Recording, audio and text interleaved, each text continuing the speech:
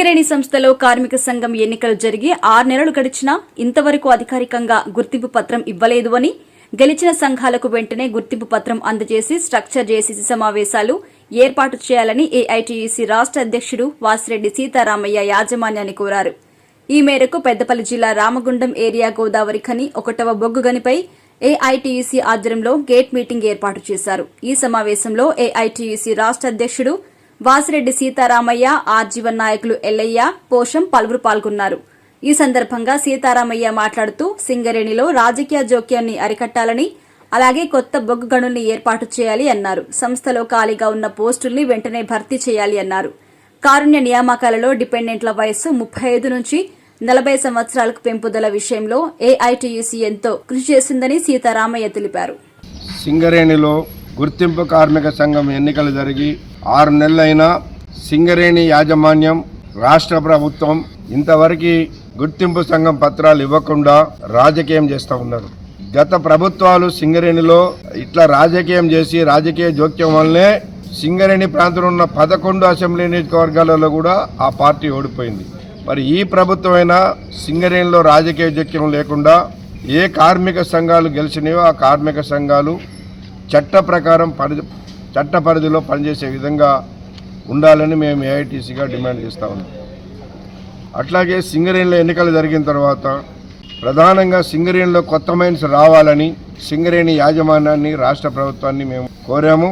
ఈ మధ్యకాలంలో తాడిచెర్ల 2 మైను దానికి పర్మిషన్ తీసుకురావడానికి, అట్లాగే మందమారి దగ్గర ఏదైతే శ్రావణపల్లి మైన్ ఉందో ఆ మైను పర్మిషన్ తీసుకోవడానికి, కోయగూడెం ఓసీ 3 ఏదైతే అరవిందో కంపెనీకి అలాట్ అయిందో దాన్ని క్యాన్సిల్ చేయాలని, సత్తుపల్లి ఓసీ 3 అవంతి కంపెనీకి అయింది దాన్ని కూడా క్యాన్సిల్ చేసి ఇవ్వాలని మేము కోరాం. ఇవాళ సింగరేణి యాజమాన్యం అదే పనిలో ఉన్నది.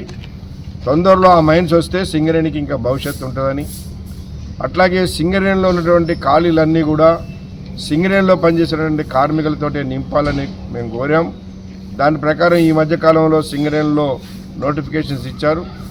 సుమారు ఒక 700 పోస్టులు క్లర్కలు కానీ, మైనింగ్లో జేఎంఈటీలు కానీ, మైనింగ్ బీటెక్ చేసిన వాళ్ళకి కానీ, ఐటీఐ చేసిన వాళ్ళకి కానీ, అట్లాగే ఈపీ ఆపరేటర్లు, ఇంకా హాస్పిటల్లో వేకెన్సీ అన్నీ కూడా సింగరేణిలో పనిచేసిన కార్మికులతోటే నింపాలని మేము ఏదైతే ఎన్నికలు కాగానే కోరామో దాని ప్రకారం ఈరోజు నోటిఫికేషన్స్ వచ్చినాయి. ఎన్నికల కోడ్ వలన ఆగింది. 1-2 నెలల్లో ఇవన్నీ కూడా ఎగ్జామ్స్ పూర్తయితాయి. అట్లాగే సింగరేణిలో కార్మికుల డిపెండెంట్ వయస్సు 35 సంవత్సరాల నుంచి 40 సంవత్సరాలకు పెంచుతామని గత ప్రభుత్వం చెప్పింది, కానీ చేయలేదు. ఈ ప్రభుత్వమైనా చేయాలని వెంటనే డిమాండ్ చేశాం. దాని ప్రకారం అంగీకరించారు. ఇప్పుడు సింగరేణి యాజమాన్యం సర్కార్ కూడా విడుదల చేసింది. 2018 3వ నెల నుంచి ఎవరికైతే 35 సంవత్సరాలు దాటిని అని ఉద్యోగం ఆపేశారో వాళ్ళందరికీ కూడా సింగరేణిలో ఉద్యోగాలు ఇవ్వడం అనేది ఇప్పుడు జరుగుతుంది. సుమారు ఒక 600 మంది పైగా వాళ్ళ డిపెండెంట్లు అందరికి కూడా ఇప్పుడు దీని ద్వారా ఉద్యోగాలు వస్తున్నాయి. అట్లనే సిపిఆర్ఎంఎస్ కూడా ట్రస్ట్ బోర్డులో చెప్పాము. ఏదైతే పెద్ద జబ్బులు వచ్చినాయో వాళ్ళకి సింగరేణి ట్రస్ట్ బోర్డు నుంచే ఇవ్వాలి, కానీ వాళ్ళ కార్డులో కట్ చేయకూడదని చెప్పేసి మాట్లాడాం. దానికి కూడా అంగీకరించారు. అట్లాగే సింగరేణిలో ఎస్డిఎల్ మిషన్స్ కొనాలి, ఓపెన్ కాస్టుల్లో డంపర్స్, డోజర్స్ కొనాలి. మనం దాని ద్వారానే ఉత్పత్తి పెరుగుద్దని చెప్పాం. దానికి ఇప్పుడు సుమారు 8-9 సంవత్సరాల సింగరేణిలో కొత్త ఎస్డిఎల్ మిషన్లు కొనలేదు. అవన్నీ కూడా చెడిపోయి ఉన్నాయి. వాటితోటే నడుపుతున్నారు. దానివల్ల కార్మికులకు చాలా కష్టమవుతుంది కాబట్టి కొనాలన్నాం. టెండర్ వేశారు. బహుశా ఆగస్టు నెల వరకు కొత్త ఎస్డిఎల్స్ కూడా సింగరేణిలో వస్తాయి.